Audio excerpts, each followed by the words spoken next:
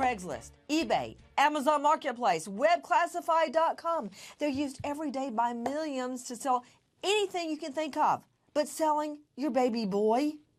Not only does mommy put her 4-month-old baby Eden up for sale online, she finds a buyer and then reduces the price. That's right, she slashes the price on her baby boy, putting him for sale online. All right, go ahead, Bradford. Just bring your ID, bring your photo ID. I don't think she said photo ID. Bring your ID and $4,000 cash, and the baby's yours.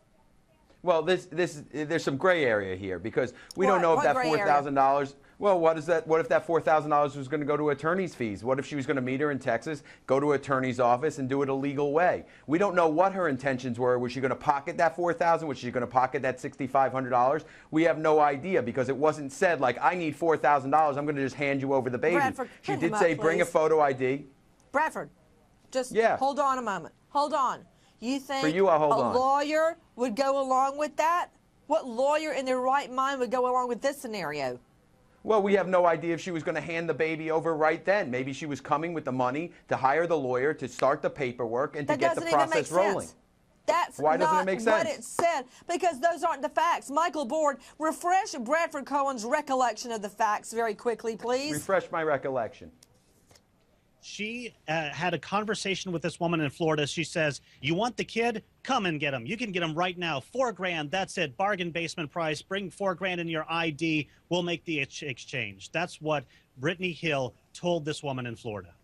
So, for all I know, she could have shown up with her Sam's Warehouse card as her photo ID. And you're trying to tell me there's a lawyer involved? There is no lawyer involved. Look, when I ask you for a defense, Bradford, I didn't ask you to create a work of fiction. Work with the facts that we've got.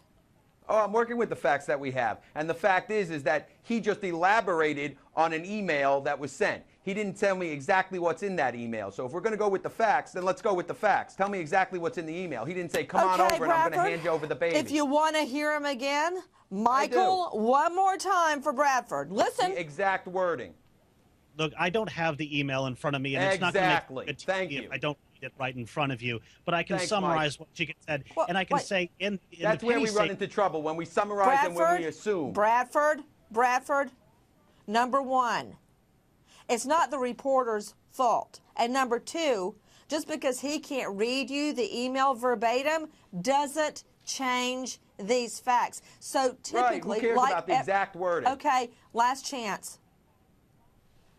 Who cares about the exact wording? Okay, cut his mic. The bottom line is now, Evangeline, regardless of whether Michael Board has it in front of him, that doesn't change the fact that she writes the mom, the would-be adoptive mom, and says, you know what, forget the $6,500, you can have the baby right now if you can show up with ID and $4,000 cash. That's what we know because that's what's in the police report. And Nancy, the issue is that the state of Texas allows parents to collect expenses and fees that are involved in an adoption. That is the law. That is the exception. So we need to make sure that we keep that in mind. What are you talking about? That's the law in the state of Texas. She could collect this, and she could turn over this money to an adoption agency. Remember, she had an adoption before where there was $4,000 that was involved. We don't have all the facts in this situation. Actually, so we just can't run with everything that we hear. Actually, you're twisting the adoption process in order to exonerate this woman.